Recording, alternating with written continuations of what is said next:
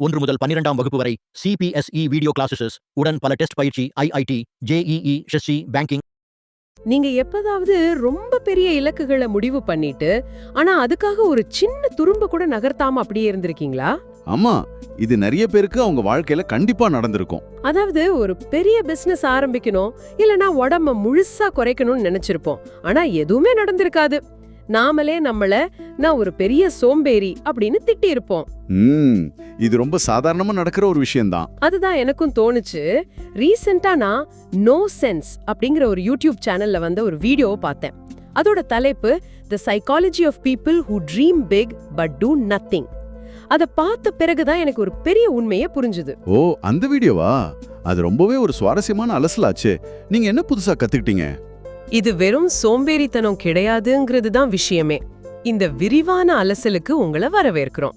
இன்னைக்கு நாம இந்த செயல்பாடின்மைக்கு பின்னாடி நம்ம மூளை செய்யற தந்திரங்களை பத்தி தான் தோண்டி துருவி ஆராய போறோம். சரி, இது கொஞ்சம் விரிவாக பார்ப்போம்.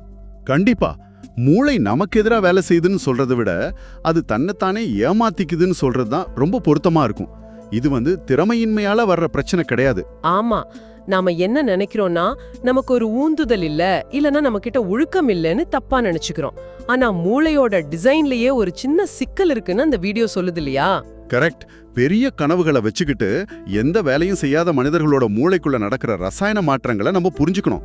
சில நேரங்கள்ல நம்ம மூளை நிஜமான வெற்றியை அடைய விடாம ஒரு கற்பனை உலகத்திலே நம்மள லாக் பண்ணிடுது. அந்த கற்பனை உலகம் அப்படிங்கிற வார்த்தை தான் என்ன ரொம்ப ஆச்சரியப்படுத்துச்சு. ஏன்னா கனவு காண்றது, அதாவது நம்ம எதிர்காலத்தை பத்தி கற்பனை செய்யறது நமக்கு ஏன் அவ்வளவு சுகமா இருக்கு? அதுக்கு காரணம் நம்ம மூளையில சுரக்கிற டோபமைன் அப்படிங்கிற ஒரு வேதிப்பொருள் தான். இது பலருக்கும் தெரிஞ்சிருக்கும். பொதுவா ஒரு கஷ்டமான வேலையை முடிக்கும் போது இந்த டோபமைன் சுரந்து நமக்கு ஒரு திருப்தியை கொடுக்கணும். ஆமா, ஒரு வெற்றியை கொண்டாடும் போது கிடைக்கிற அந்த ஒரு சந்தோஷ உணர்வு. எக்ஸாக்ட்லி. ஆனா நம்ம மூளைக்கு ஒரு சின்ன குறைபாடு இருக்கு. ரொம்ப தீவிரமான ஒரு கற்பனைக்கும் நிஜமாவே நடக்கிற ஒரு விஷயத்துக்கும் உள்ள வித்தியாசத்தை அதால பல நேரங்கள்ல கண்டுபிடிக்க முடியாது. வெயிட், நிஜமாவா சொல்றீங்க? அப்போ நம்ம இலக்குகளை பத்தி தீவிரமா நினைக்கும் போதே மூளை அதை நிஜம்னு நம்பிடுமா? ஆமா, நீங்க தொடர்ந்து ரொம்ப தெளிவா சிந்திக்கும் போது உங்க மூளை நிஜமாவே அந்த வெற்றியை அடைஞ்சிட்டதான் நினைச்சுக்கிட்டு அதே டோபமைனை சுரக்க ஆரம்பிச்சிடுது. அடடா, அப்போ நிஜத்துல எந்த உழைப்பும் இல்லாமலே மூளை தனக்குத்தானே ஒரு போலி வெகுமதியை கொடுத்துக்குது. அதாவது ஒரு ஃபேக் ரிவார்டு. இது நம்ம மூளையவே நாம ஹேக் செய்யற மாதிரி இருக்கே. அது ரொம்ப சரியான வார்த்தை. நம்ம மூளையோட அந்த ரிவார்ட் சிஸ்டமை நாமளே ஹேக் பண்ணிடுறோம். உளவியல் ரீதியா பாத்தீங்கன்னா சிந்திக்கிறதே ஒரு முன்னேற்றம்னு நம்ம தப்பா புரிஞ்சுக்கிறோம். ஓ, அப்போ ஒரு பிளான பத்தி பேசுறது, அதையே திரும்ப திரும்ப யோசிக்கிறது எல்லாமே அவங்களுக்கு ஒரு போதைய தருது. இதுல என்ன ஆபத்துன்னா, இந்த சின்ன டோபமைன் கிடைச்ச உடனே நிஜத்துல உழைக்கணுங்கிற அவசரம் குறைஞ்சிடுது. கண்டிப்பா. ஏற்கனவே நமக்கு அந்த வெற்றி கிடைச்ச ஃபீல் வந்துடுச்சே, அப்புறம் ஏன் உடனே போய் கஷ்டப்படணும் அப்படின்னு மூளையதோட உந்துதலை அப்படியே நிறுத்திக்குது. இத கேட்கும்போது எனக்கு ஒண்ணு தோணுது. நிறைய பேரு ஜிம்முக்கு போய் உடம்ப குறைக்கணும்னு ஆசைப்படுவாங்க. உடனே கடைக்கு போய் விலை உயர்ந்த tracksuit, sports shoe, water பாட்டில்னு எல்லாத்தையும் வாங்குவாங்க. ஆமா ஆமா, அது மட்டும் இல்லாம ஜிம்முக்கு ஒரு வருஷத்துக்கான ஃபீஸையும் ஒட்டு மொத்தமா முன்கூட்டியே கட்டிடுவாங்க. எக்ஸாக்ட்லி. இதையெல்லாம் செஞ்ச உடனேயும் ஏதோ அவங்க நிஜமாவே உடம்ப குறைச்சிட்டது போல ஒரு பெரிய திருப்தி வந்துடும். ஆனா அடுத்த நாள் காலையில எழுந்து ஜிம்முக்கு போகவே மாட்டாங்க. நீங்க சொல்றது ரொம்ப கரெக்டான உதாரணம். ஒரு பெரிய கல்யாண விருந்துல மெயின் கோர்ஸ் சாப்பிடறதுக்கு முன்னாடியே சும்மா ஸ்டார்டர் சாப்பிட்டுட்டு வயிறு நிறைஞ்சிடுச்சுன்னு சொல்ற மாதிரி தான் இது. மூளை நம்மளை எப்படிதான் ஏமாத்துது. ஆமா, அந்த பொருட்களை வாங்கும்போது அவங்க தங்களை ஒரு ஃபிட்டான மனுஷனா கற்பனை பண்ணிக்கிறாங்க இல்லையா? ஆமா, அந்த பொருட்களை வாங்குறது அவங்களோட அந்த புது அடையாளத்தை உறுதிப்படுத்துது. ஆனா உண்மையான உழைப்புங்கிறது ரொம்ப சலிப்பானது. தினமும் காலையில எந்திரிக்கணும், வியர்க்க விறுவிறுக்க ஓடணும், தசை வலி வரும். இதெல்லாம் ரொம்ப மெதுவான கஷ்டமான விஷயங்கள். அப்போ அந்த கஷ்டமான நிஜத்தை ஃபேஸ் பண்றதை விட எதிர்காலத்துல நான் இப்படி ஆவேன்னு நினைக்கிற அந்த ஒரு சாத்தியக்கூறுக்கு அவங்க அடிமையாயிடுறாங்க. கரெக்ட். அதாவது அவங்க உழைப்புக்கு அடிக்ட் ஆகல, பொட்டன்ஷியலுக்கு அடிக்ட் ஆயிடுறாங்க. அந்த உழைப்பை விட அந்த சாத்தியக்கூறு ரொம்பவே இனிமையானதா இருக்கு. இந்த மாதிரி ஆன்லைன்ல பொருட்களை கார்ட்ல சேர்த்த உடனே ஒரு திருப்தி வந்துடும். ஆனா வாங்க கூட மாட்டோம். இதை கேட்டுட்டு இருக்கிற உங்களுக்கும் இந்த அனுபவம் கண்டிப்பா வந்திருக்கும். சரி, இப்போ இது அவ்வளோ சுகமா இருக்குன்னா அவங்க ஏன் எப்போ ஒரு அழுத்தத்துல இருக்காங்க? அது ரொம்ப நியாயமான கேள்வி. வெறும் சுகம் மட்டும் இல்லையே. நிஜத்துல எந்த முன்னேற்றமும் இல்லாததால அவங்க தங்களை நினைச்சே ரொம்ப மன உளைச்சலுக்கு ஆளாகிறாங்க. அந்த இடைவெளியை நிரப்ப அவங்க ஏன் எந்த முயற்சியும் எடுக்கிறது இல்ல? வெளியில இருந்து பாக்குறப்ப அவங்க ரொம்ப மோட்டிவேட்டடா பெரிய லட்சியத்தோட இருக்கிற மாதிரி தானே தெரியும். அங்கதான் அடுத்து ஒரு பெரிய உளவியல் சிக்கல் வருது. அந்த லட்சிய கோட்டைக்கு பின்னாடி ரொம்ப ஆழமா ஒளிஞ்சிருக்கிறது தோல்வி பயம். அவங்க அந்த கற்பனை மனுஷனுக்கும் நிஜ மனுஷனுக்கும் இருக்கிற கேப்பை ஃபில் பண்ண தயங்குறதே இதனாலதான். ஏன்னா அந்த முயற்சியில ஒருவேளை தோத்துட்டா என்ன ஆகுங்கிற பயம். ஆனா தோல்வி பயம் உலகத்துல பல பேருக்கு இருக்கிற ஒண்ணுதானே. அது எப்படி இவங்கள மட்டும் முற்றிலுமா முடக்கி போடுது? பயம்னா ஒருத்தரை உஷார்படுத்தணுமே. ஏன்னா இந்த பயம் அவங்களோட சுய பிம்பத்தோட, அதாவது செல்ஃப் இமேஜோட ரொம்ப ஆழமா கனெக்ட் ஆயிருக்கு. இதை ஒரு சிம்பிள் உதாரணத்தோட சொல்றேன். ஒருத்தருக்கு ஒரு நாவல் எழுதணும்னு ரொம்ப ஆசை இருக்குன்னு வைங்க. ஓகே, அவர் தினமும் ஒரு பெரிய லைட்டர் ஆகிட்ட மாதிரியும் புக் ரிலீஸ் ஃபங்க்ஷன்ல ஆட்டோகிராஃப் போடுற மாதிரியும் கற்பனை பண்ணிக்கிறாரு. கரெக்ட். அந்த நாவலோட கதை அவர் மனசுக்குள்ள ரொம்ப பரிபூரணமா, அதாவது பர்ஃபெக்ட்டா இருக்கு. இப்போ அவர் நிஜமாவே ஒரு பேனாவை எடுத்து எழுத தொடங்குறாருன்னு வச்சுப்போம். சில பக்கங்கள் கண்டிப்பா அவ்வளோ சிறப்பா இருக்காது. ஏன்னா அது ஃபர்ஸ்ட் டிராஃப்ட் ஆச்சே, பிழைகள் இருக்கும், எழுத்து நடை சுமாரா தான் இருக்கும். அதுதான் விஷயம். அந்த நிதர்சனம் அவங்களோட கற்பனையில இருக்கிற அந்த பரிபூரணத்தை சுக்குநூறா உடைச்சிடுது. தாங்கள் ஒரு ஜீனியஸ்னு அவங்க மனசுக்குள்ளேயே கட்டி எழுப்பி வச்ச பிம்பம் உடைஞ்சிடும். ஓ, அப்ப முயற்சி செய்யாம சும்மா பிளானிங் ஃபேஸ்லயே இருந்தா அவங்களோட கனவு எந்த டேமேஜும் இல்லாம ரொம்ப சேஃபா இருக்கும். ஆமா, நான் இன்னும் ஆரம்பிக்கல, ஆனா ஆரம்பிச்சா என் படைப்பு அற்புதமா இருக்கும் அப்படிங்கிற மாயையில அவங்க ரொம்ப பாதுகாப்பா ஃபீல் பண்றாங்க. அதனாலதான் அவங்க அந்த பிளானிங் ஃபேஸை விட்டு வெளியே வர மாட்டேங்கிறாங்க. இங்கதான் விஷயம் ரொம்ப சுவாரஸ்யமா மாறுது. எனக்கு ஒரு சின்ன சந்தேகம். ஒரு விஷயத்தை தொடங்கறதுக்கு முன்னாடி நல்லா பிளான் பண்றதும் தயாராகிறதும் ஒரு புத்திசாலித்தனமான செயல் தானே. எல்லாமே அறக்குறையா பண்றதை விட இது பெட்டர் இல்லையா? ஆமா, அதுல எந்த மாற்று கருத்தும் இல்ல. பிளான் பண்றது ரொம்ப அவசியம்தான். அப்போ ஒரு சரியான நிஜமான திட்டமிடலுக்கும் இந்த பயத்தால செயலை தள்ளி போடுற திட்டமிடலுக்கும் உள்ள வித்தியாசத்தை எப்படி கண்டுபிடிக்கிறது? இது ஒரு முக்கியமான கேள்வி எழுப்புது. பிளான் பண்றதோட உண்மையான நோக்கமே ஒரு செயலை தொடங்கிறதுக்கான பாதையை உருவாக்குறது தான். ஆனா இவங்களோட பிளானிங் எப்படி இருக்கும்னா செயலை தள்ளி போடுறதுக்கான ஒரு போர்வையா இருக்கும். ஓ, அதாவது அந்த சரியான நேரத்துக்காக வெயிட் பண்றதுன்னு சொல்லுவாங்களே, அதை சொல்றீங்களா? எனக்கு ஒரு பெரிய இன்வெஸ்ட்மெண்ட் கிடைச்சதும் பிசினஸ் ஆரம்பிக்கிறேன் அப்படிம்பாங்க. ஆமா, குழந்தைகள் கொஞ்சம் வளரட்டும், புது லேப்டாப் வந்ததும் வேலையை தொடங்குறேன், இல்லைன்னா அடுத்த வருஷம் ஜனவரி 1ஆம் தேதியிலிருந்து ஆரம்பிக்கிறேன் அப்படின்னு சொல்றதெல்லாம் இதுல தான் வரும். இதை கேட்டுட்டு இருக்கிறப்போ, அட இதை நான் அடிக்கடி சொல்வேனே அப்படின்னு நீங்க நினைச்சா கவலைப்படாதீங்க. நீங்க மட்டும் இல்ல, நாம எல்லாருமே ஏதோ ஒரு கட்டத்துல இதை செஞ்சிருப்போம். ஆமா, ஆனா சைக்கலாஜிக்கலா பாத்தீங்கன்னா தயார் நிலை, அதாவது ரெடினஸ் அப்படிங்கிறது ஒருபோதும் செயலுக்கு முன்னாடி வராது. அது களத்துல இறங்கின பிறகுதான் உருவாகும். கரெக்ட். நீங்க கார் ஓட்ட கத்துக்கணும்னா டிரைவிங் சீட்ல உட்கார்ந்து வண்டியை ஸ்டார்ட் பண்ண பிறகுதான் உங்க மூளையும் உடம்பும் அதுக்கேத்த மாதிரி தயாராகும். எக்ஸாக்ட்லி. யூடியூப்ல 1000 வீடியோ பார்த்தாலும் முதல் நாளே பயம் இல்லாம வண்டி ஓட்டிட முடியாது. ஆனா அந்த தோல்வி பயம் இருக்கிறதால மூளை அவங்கள பார்த்து நீனும் தயாராகல, இன்னும் கொஞ்சம் பிளான் பண்ணு அப்படின்னு நம்ப வைக்குது. ஆமா, கிரகங்கள்லாம் ஒரே நேர்கோட்ல வந்தாதான் காரியத்தை தொடங்குவேன்னு வெயிட் பண்ற மாதிரி. அந்த சரியான நேரம் வாழ்க்கையில வரவே வராதுங்கிறத அவங்க உணர்றதே இல்ல. சரி, இப்படி தொடர்ந்து பிளான் பண்ணிக்கிட்டோம், எல்லாத்தையும் மனசுக்குள்ளேயே அலசி ஆராய்ஞ்சுக்கிட்டும் இருந்தா மூளைக்கு என்ன ஆகும்? அது ஒரு பெரிய முடக்கத்தை ஏற்படுத்தும்.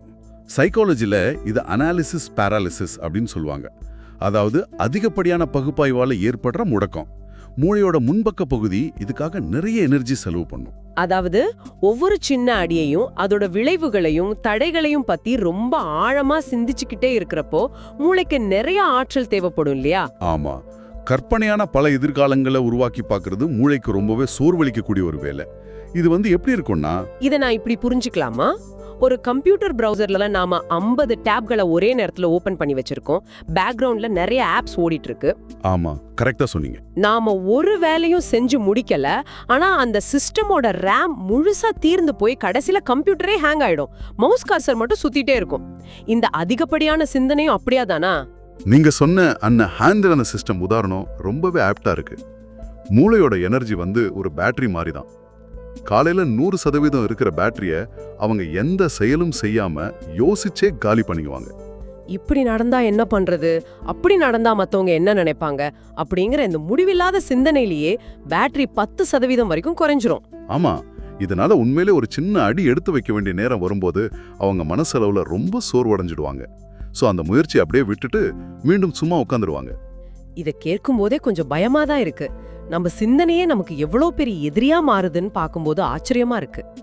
சரி, இதுக்கு பின்னாடி இன்னும் ஆழமான உளவியல் காரணங்கள் வேற ஏதாவது இருக்கா? இருக்கு.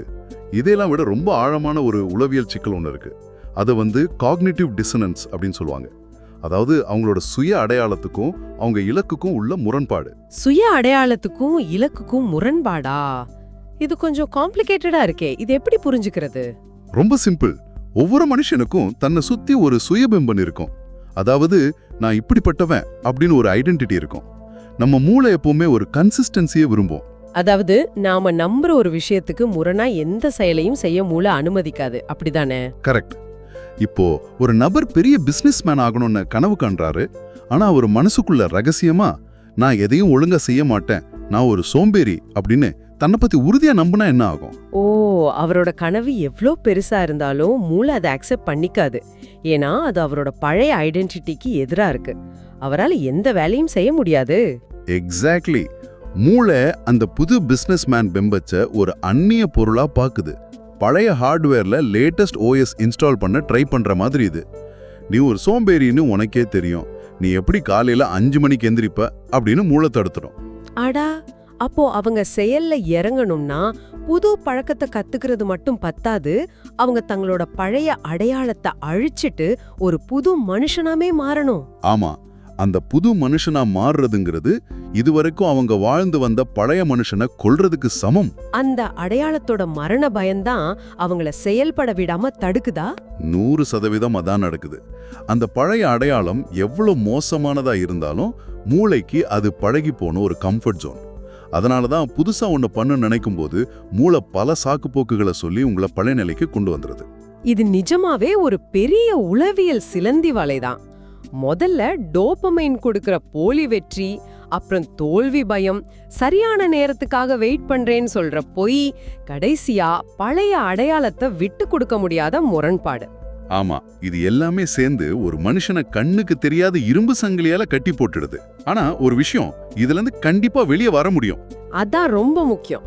பெரிய அளவுல சாதிச்சவங்களுக்கும் வெறும் கனவு காண்றவங்களுக்கும் உள்ள வித்தியாசம் எந்த ஒரு திறமையோ அதிர்ஷ்டமோ கிடையாது. இந்த உளவியல் பொறிகளை அவங்க எப்படி சமாளிக்கிறாங்க அப்படிங்கறதுல தான் ரகசியம் இருக்கு. கண்டிப்பா. மூளை நம்மள முடக்க நினைச்சாலும் அதை மீறி ஒரு சின்ன அடியாவது எடுத்து வைக்கிறவங்க தான் ஜெயிக்கிறாங்க. சரி, இன்னைக்கு நம்ம அலசின விஷயங்களை வச்சு பார்க்கும்போது ஒரு விஷயம் ரொம்ப தெளிவா புரியுது. வெற்றிய பத்தி சிந்திக்கிறதையே உண்மையான முன்னேற்றம்னு மூளை நம்பிடுது. கடினமான உழைப்பை விட அந்த சாத்தியக்கூறுகளை பத்தி பேசுறதுலயே நம்ம போதைய தேடுறோம். ஆமா, அது மட்டும் இல்லாம சரியான நேரம் வரட்டும்னு நம்மள நாமே ஏமாத்தி மூளையோட எனர்ஜியை வீணடிச்சு முடங்கி போயிடுறோம். இறுதியா நம்ம பழைய அடையாளத்துக்கும் புது இலக்குக்கும் உள்ள முரண்பாடு எப்படி நம்மள செயல்பட விடாம தடுக்குதுன்னு பார்த்தோம். அப்போ இதற்கெல்லாம் என்ன அர்த்தம்? மூளை எத்தனையோ சாக்குப்போக்குகளை சொன்னாலும் தொடர்ந்து செயல்படுறதுல தான் வெற்றியாளரோட பயணமே தொடங்குது. ஆமா, நீங்க சொல்றது ரொம்ப முக்கியமான பாயிண்ட். நீங்க எந்த ஒரு செயலையும் செய்ய தொடங்கும் போதும் உங்க பழைய அடையாளம் உங்களை தடுத்து நிறுத்த பார்க்கும். அதனால இத கேட்டுட்டு இருக்கிற உங்ககிட்ட நான் ஒண்ணு மட்டும் கேட்க விரும்புறேன். சொல்லுங்க. உங்களை வெறும் கனவு காண்பவர் அப்படிங்கிற அடையாளத்திலிருந்து செயல்படுபவர் அப்படின்னு மாத்திக்கிறதுக்கு நீங்க மலைய உடைக்க வேண்டியதில்லை. அந்த பரிபூர்ணமான தருணம் வரவே வராதுன்னு இப்போ உங்களுக்கு புரிஞ்சிருக்கும். கண்டிப்பா, அப்படி ஒரு நேரமே கிடையாது. அதனால இன்னைக்கு இந்த நிமிஷத்துல உங்க பழைய அடையாளத்தை பொய்யாக்க நீங்க செய்யக்கூடிய அந்த ஒரு சின்ன செயல் என்னவா இருக்கும்? அது 100% முழுமையானதா இருக்கணும்னு அவசியம் இல்ல. ஆனா அந்த ஒரு சின்ன முதல் அடியை எடுத்து வைக்க நீங்க தயாரா? அந்த செயல் என்னவா இருக்கும்னு நீங்களே சிந்திச்சு பாருங்க. அந்த சிந்தனை உங்களை செயலை நோக்கி நகர்த்தட்டும். மீண்டும் ஒரு ஆழமான அலசலில் சந்திப்போம். இந்த வீடியோ உங்களுக்கு பயனுள்ளதாக இருந்தால் ஒரு லைக் கொடுங்கள், உங்கள் நண்பர் உடன் பகிரவும். மிக முக்கியமாக எங்கள் சேனலை சப்ஸ்கிரைப் செய்ய மறக்காதீர்கள். புதிய வீடியோக்கள் வரும்போது உடனே அறிந்து கொள்ள மணி ஐகானையும் கிளிக் செய்யுங்கள். நன்றி உங்கள் ஆதரவுக்காக.